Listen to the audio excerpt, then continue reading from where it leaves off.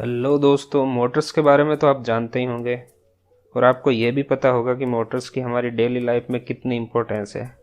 तो दोस्तों, आपको थ्योरी तो बहुत सारी बुक्स और वीडियोस में मिल जाएगी, लेकिन आज मैं आपको बताऊंगा कि मोटर्स को प्रैक्टिकली कैसे काम में लेते हैं या फिर अपने प्रोजेक्ट में मोटर्स को कैसे यूज़ में ले सकते हैं। तो चलिए दोस्तों, शुरू करते हैं।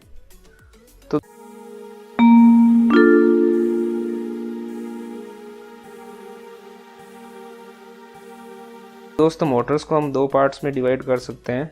नंबर 1 पर है डीसी मोटर और नंबर 2 पर है एसी मोटर। तो दोस्तों, पहले आते हैं डीसी मोटर पे। जाहिर सी बात है कि डीसी मोटर डीसी करंट पे वर्क करती है, लेकिन डीसी मोटर भी काफ़ी टाइप्स की होती है जो कि यूजेज के हिसाब से हम काम में लेते हैं। तो दोस्तों, सबसे पहले आते हैं स्टैंडर्ड डीसी मोटर।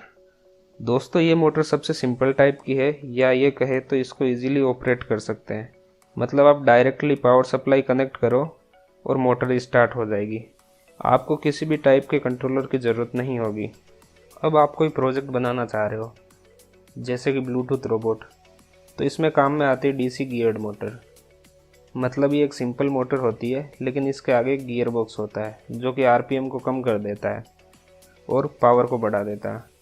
अब दोस्तों, मार्केट में आपको अलग अलग आरपीएम की काफ़ी मोटर्स मिल जाएगी जो आप ज़रूरत के हिसाब से अपने प्रोजेक्ट में ले सकते हैं। तो दोस्तों, अगर आप ब्लूटूथ कंट्रोल रोबोट बनाना चाहते हो तो इसका लिंक आपको डिस्क्रिप्शन में मिल जाएगा। तो दोस्तों, सेकंड नंबर पर है सर्वो मोटर। सर्वो मोटर को कंट्रोल करने के लिए आपको कंट्रोलर की ज़रूरत पड़ेगी। बेसिकली सर्वो मोटर में 3 पिन्स होती है। फर्स्ट पिन है वीसीसी, सेकंड पिन ग्राउंड और थर्ड पिन है डाटा। तो दोस्तों, सर्वो मोटर कंटिन्यूस रोटेशन के लिए नहीं बल्कि कुछ फिक्स एंगल पे घुमाने के लिए काम में आती है और जनरली ये 0 से 180 डिग्री तक ही रोटेट होती है। यहाँ डाटा पिन माइक्रो कंट्रोलर से कनेक्ट होती है और आने वाले सिग्नल के अकॉर्डिंग रोटेट होती है। और ये इनकमिंग सिग्नल PWM सिग्नल होता है, जिसकी ड्यूटी साइकिल के अकॉर्डिंग ये 0 से 180 डिग्री तक रोटेट होती है। तो दोस्तों, सर्वो मोटर काफ़ी जगह काम में आती है, जैसे कि रेलवे क्रॉसिंग के गेट में या फिर रोबोटिक आर्म में। तो दोस्तों, अब आते हैं स्टेपर मोटर पर।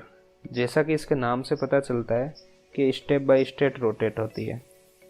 मतलब कि इसको सर्वो मोटर की तरह ही कुछ फिक्स डिग्री पर सेट कर सकते हैं, लेकिन स्टेपर मोटर को कंटिन्यूस रोटेशन के लिए काम में ले सकते हैं। कुछ रोटेशन के बाद इसको रोक सकते हैं।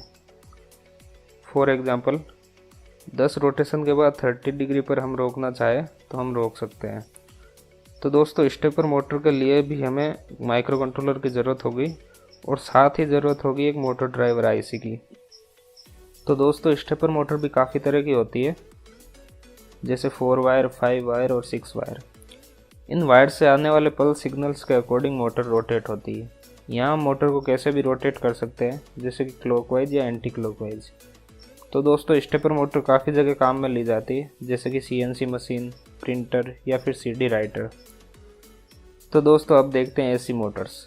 वैसे तो एसी मोटर्स काफ़ी टाइप्स की होती है और इनके काफ़ी यूजेज है, लेकिन हम सिर्फ एम्बेडेड सिस्टम से रिलेटेड चीज़ें देखेंगे।